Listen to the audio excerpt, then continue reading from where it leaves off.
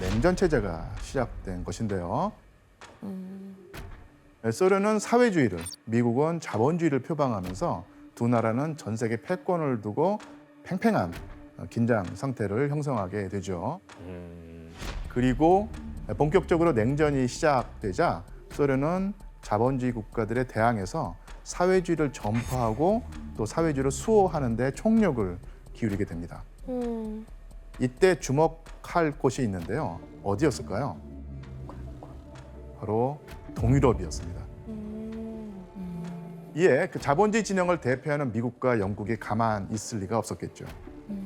두 나라는 동유럽의 사회주의화를 막기 위해서 은밀한 활동을 펼쳐나갑니다. 하지만 엔카베데의 안테나로 활동한 스파이들의 가로막혀서 이 서방 측의 첩보 활동이 쉽지 않았죠. 대체 미국과 영국을 막아선 이들의 정체는 누구였을까요? 바로 희대의 스파이로 불리는 케임브리지 5인조입니다. 킴 필비, 가이 버지스, 앤서니 블런트, 도널드 맥클린, 존 케언크로스라고 하는 인물들이었는데요. 네. 5명 모두 영국인으로서 영국 최고의 명문대인 케임브리지 대학을 졸업한 수재들이었고요. 그런데 이들에겐 한 가지 공통점이 또 있었습니다. 뭐였을까요? 다 가족이야. 그것은 바로 영국 최고 정부기관의 요직에 있었다는 것입니다. 표면적으로는 영국의 첩보 요원이었지만 사실 소련의 스파이로 활동한 이중 스파이였던 것입니다. 이중 스파이? 예, 잠시만, 영국 사람들이라 하지 않았어요, 아까? 아니. 예, 영국 사람인데 영국 첩보기관에 소속돼 있는데 실제로는 소련을 위해서 정보를 빼내는 와. 적국에서 스파이였던 것이죠. 대박이다. 무관도네, 무관도. 잘 살고 있는 이 엘리트들이 왜 소련 스파이가 됐어요? 일단은 당시 유럽에서는 사회주의에 빠져 있었던 엘리트들 많았었는데 그 중에 5명 캠브리지 대학 시절부터 사회주의 매료돼서 소련 비밀 경찰 스파이로 되었던 걸로 알고 있어요. 이들은 영국 정보기관에 거위직으로 들어간 것도 사실 소련 비밀 경찰의 명령을 받고 첩보를 빼내라고 했던 걸로 알려져 있고요. 평소에 얼마나 치밀했냐면 의심을 피하려고 일부러 사회주의라든가 스탈린에 대해서 엄청 비판하고 되게 안 좋은 내용으로 말하고 다녔대요. 와, 훌륭한데? 그런데 이 케임브리지의 5인조 중에서도 특히 주목해야 할 사람이 바로 킴 필비입니다. 이 킴 필비는 영국 첩보기관인 MI6에서 일하면서 영국의 기밀 정보를 런던 주재 소련 대사관 직원으로 위장해 있던 엔카베데 요원에게 넘겼습니다. 특히 이 킴 필비가 엔카베데에 넘긴 정보는 주로 영국의 첩보기관에서 동유럽의 사회주의 국가들에 파견한 첩보원들의 신상 정보였어요. 그래서 이 정보 덕분에 엔카베데는 수많은 영국 첩보원들의 소재를 파악해서 암살할 수 있었습니다. 그럼 영국이 손해를 엄청 보는데 그냥 사회주의 하나로 그냥 그런 스파이 짓을 하는 거예요? 그렇죠. 교수님, 근데 아무리 이게 첩보기관에서 이렇게 활동을 한다고 해도 이게 부서마다 보안이 굉장히 철저할 거란 말이죠. 근데 킴필비는 뭐 정보 어떻게 모은 거예요? 예, 킴 필비가 첩보원들의 신상 정보가 담긴 기밀 문서를 얻는 방법은요 아주 의외로 간단했습니다. 일단 기밀 문서 관리 담당 직원한테 술을 자주 사주면서 친분을 쌓았고요. 술이 문제야. 그 덕분에 기밀 문서들을 집에서 보겠다면서 가지고 나갈 수 있었던 것이죠. 그렇다면 그 기밀 문서들을 어떻게 엔카베데 요원에게 전달했을까요? 복사했겠죠. 뭐. 예, 그때 복사기가 없었습니다. 없다고요? 예, 복사기가 없었습니다. 사진으로 찍어요. 예, 바로 킴 필비의 집에 와 있던 엔카베데 요원이 이 기밀 문서에 사진을 찍어가는 방식이었죠. 그리고 다음 날 킴 필비는 아무 일도 없었다는 듯 문서들을 바로 제자리에 가져다 놨는데 이때까지만 해도 MI6의 보안이 아주 허술했기 때문에 가능했던 일이었죠. 대단한 걸.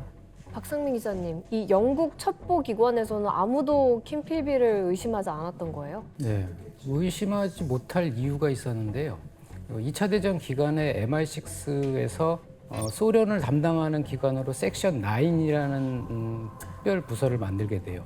소련에서 영국으로 망명을 오고자 하는 사람들의 명단을 뒤로 소련 정부에 전달해서 엔카베드가 체포하도록 이제 그렇게 스파이 행각을 벌였죠. 그래서 필비 같은 경우에는 이중 스파이 중에 이중 스파이 뭐 이런 악명을 이제 얻게 되죠. 근데 영국인이라는 거죠? 예. 고양이한테 생선 그게 없고 그게 이게 뭐 하는 짓이지 뭐 이게 다 털어가게 생겼네요 이제. 그러니까요. CIA에서 접수한 정보가 세계사를 크게 뒤흔드는 그런 사건이 일어납니다. 소련의 KGB와 미국의 CIA 사이에서 자존심을 걸고 첫 번째 대결을 펼친 이 사건은 바로 쿠바 미사일 사태였습니다. 1961년에 CIA가 쿠바의 사회주의 정권을 뒤집는 쿠데타를 일으킬 목적으로 몰래 쿠바에 그 군사력을 투입하는 작전을 펼쳤는데요. 하지만 이 비밀 공작이 간파당하는 바람에 오히려 아주 치명적인 패배를 당하고 와. 자, 이건 소련이 비밀리에 쿠바에 건설하고 있던 그 미사일 기지의 모습인데요. 이 미사일 기지에는 핵탄두 장착이 가능한 미사일의 발사대까지 있었습니다. 그런데 이 상황을 미국의 정찰기가 포착하게 되는데요. 미국의 반응이 어땠을까요? 완전 경악하죠. 이거 바로 미국 바로 밑에다가 핵전쟁 일어날 수 있다는 거잖아요. 예, 맞습니다. 당시 미국이 느꼈을 위협은 지도를 보면 쉽게 이해할 수 있는데요. 한번 지도를 볼까요? 지도를 보면 쿠바에 있는 소련의 미사일 기지가 미국 영토와 얼마나 가까웠는지 와. 느껴지죠. 플로리다 진짜 아까워.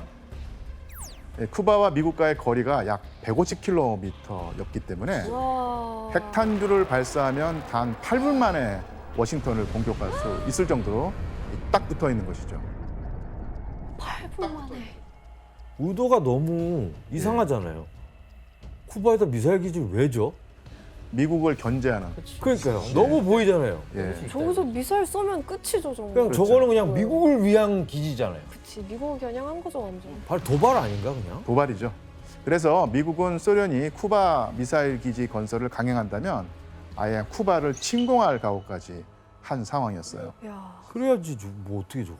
예, 그래서 미국 정부는 쿠바를 봉쇄하고 대규모의 군 병력을 소집하기까지 합니다.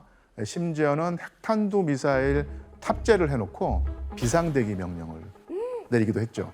진짜 핵전쟁 일보 직전이야. 당시 분위기를 느낄 수 있는 사진을 한번 보겠습니다. 자, 이 사진은 어떤 상황으로 보이나요?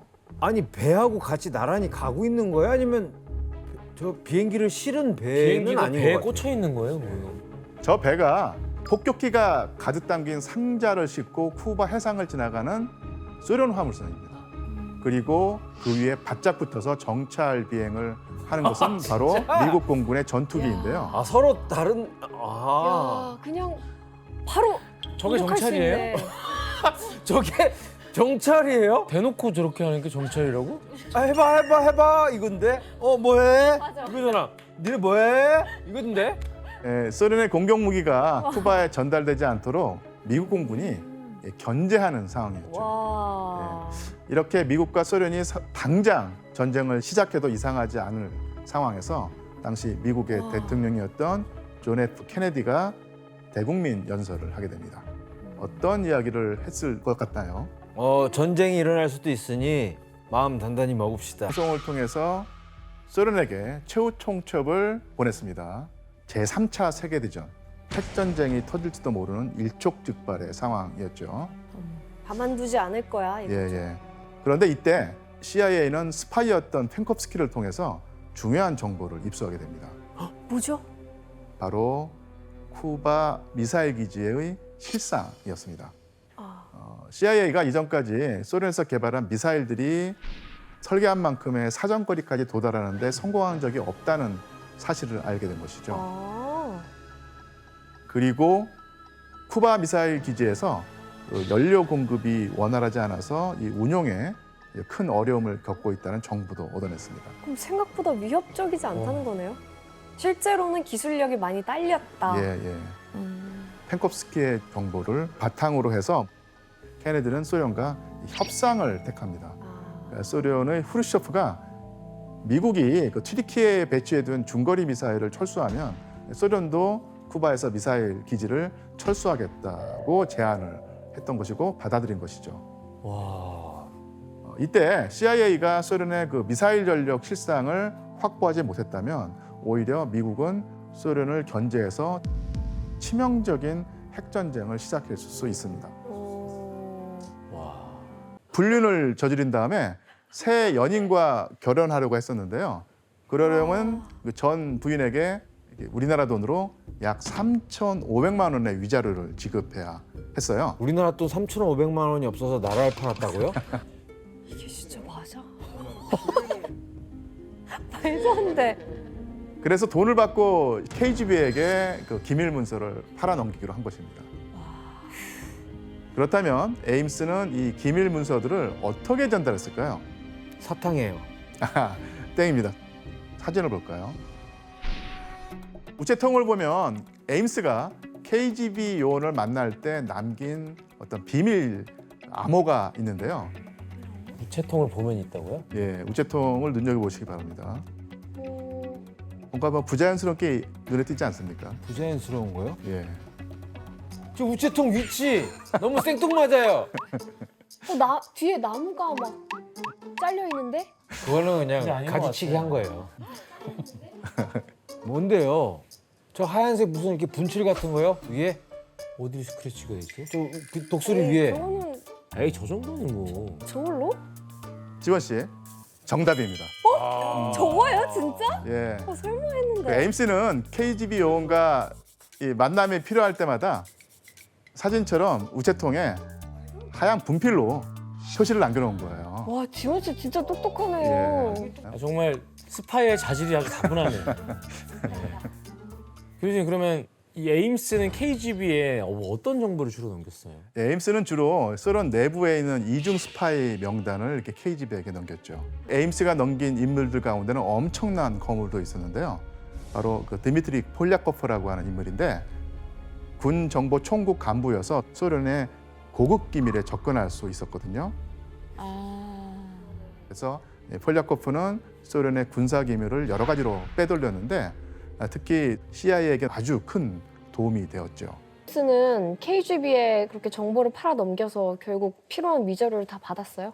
에임스는 KGB의 정보를 반 대가로 한화로 약 22억을 받았다고 하거든요. 와, 많이 받았네. 네, 하지만 에임스가 고급 주택이랑 고급 차를 사는 걸 보고 CIA에서도 의심스럽다 이랬거든요. 아, 의심할 수밖에 없겠네요. 저 갑자기 고급스러워. 우리가 주는 월급이 딱 알고 있는데. 그래서 결국에는 CIA는 에임스를 감시한 그새 KGB 요원이랑 만나는 그런 현장을 목격하고 에임스는 정신형을 선고받았습니다. 아유, 결국 불륜에 빠져서 정신 못 차리다가 잡혔네요. 이렇게 KGB와 CIA의 스파이들은 서로 쫓고 쫓기면서 서로 정보를 캐내는 데 혈안이 되어 있었는데요. 그래서 KGB와 CIA는 뛰어난 스파이를 육성하고 상대 진영에 단 한 명이라도 더 많이 스파이를 심기 위해서 엄청난 자본, 노력을 쏟아부었습니다. 특히 KGB는 전 세계 곳곳에 거미줄처럼 뻗쳐 있어서 한창 전성기였던 1980년대에는 스파이를 포함한 KGB 소속 인원이 무려 48만 명에 달했을 것으로 추정될 정도라고 합니다. 진짜 대박이다. 그럼 교수님 그 KGB가 막 영화에서는 막 희귀한 막 무기들도 갖고 다니잖아요. 그렇죠. 그 실제로도 그 스파이들이 그런 무기들을 쓰나요? 예, KGB 스파이들이 CIA 스파이들보다 더 뛰어났던 분야가 바로 독특한 무기를 사용해서 은밀히 암살 작전을 펼치는 그런 부분이었어요. 어쌔신이네. 예, KGB 스파이들이 사용했던 암살 기구들은 몇 가지 지금 전해지고 있습니다. 한번 볼까요? 무시무시하겠는데. 특이하잖아. 자, 장갑에 그 총이 부착되어 있는 것인데요. 와. 손가락의 움직임으로 아주 작은 총알을 발사할 수 있었다고 합니다. 손에서 총이 나가는 거네. 야, 저거 자, 이건 펜처럼 생긴 총인데 펜쪽 대신에 총알이 발사되는 것이었어요. 와. 네, 또 다른 사진을 한번 볼까요? 뭐야? 립스틱 아니에요? 립스틱 안에 총을 넣었어? 예, 이것은 4.5mm 립스틱 케이스 안에 실탄이 딱 한 발 장전되는 와. 총이었어요. 예, 주로 KGB의 여성 스파이들이 적을 유혹한 뒤에 제거하는 데 사용했다는 설이 있습니다. 그 립밤 발라준 척하면서 하나 보다. 앞으로 립밤 꺼내는 사람들 조심해야겠네요. 근데 실수로 자기가 바르다가 가버리면 어떡하냐. 와. 이렇게 유장한 총들은 예, 공공장소에서 무기를 몰래 숨기는데 아주 효과적인 수단이었죠. 기발하다. 박상무 기자님, 또 KGB가 사용했던 무기들 중에 독특했던 총이 좀 있나요? 네, 그 사망자의 사인을 밝히기 어려웠던 총이 있었는데요. 사진을 먼저 보시죠. 뭐야? 네, 사진을 보면은 총구 앞에 작은 원통이 달린 가스총이거든요. 총산가스? 방아쇠를 당기면 그 앞에 있는 작은 유리관이 깨져서 청산가리 가스가 퍼지는 그런 원리로 만들어졌다고 해요. 청산가리 같은 경우에는 아주 빠르게 가스가 사라지기 때문에 부검할 때쯤 되면은 그 흔적이 하나도 남지 않는다고 합니다. KGB 스파이들이 쓰던 기발한 아이템들 중에 또 뭐가 있어요? 한 경매장에서는 KGB 요원이 극단적 선택을 할 수 있도록 만든 지하라고 서기된 그 물품이 있어요.